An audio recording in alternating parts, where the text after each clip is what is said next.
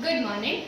We are Aradhya, Hima, Purvi, Samiksha and Saivinkat of class 9 from PM Shri Kendriya Vidyalaya SVP NTA Shivrampalli. The title of this model is Production and Use of Biogas Energy. This model shows how biogas can also be prepared from organic waste like animal dung, plant residue and food wastage.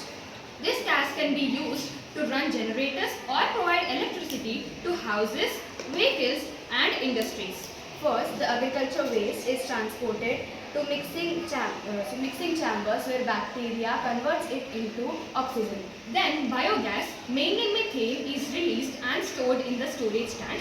It helps the farmers by managing waste and producing energy. It helps the villagers for getting free or cheap electricity and fuel. It also helps the government by reducing dependence on fossil fuels and reducing pollution.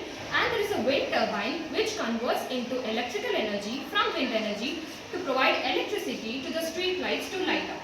Thank you.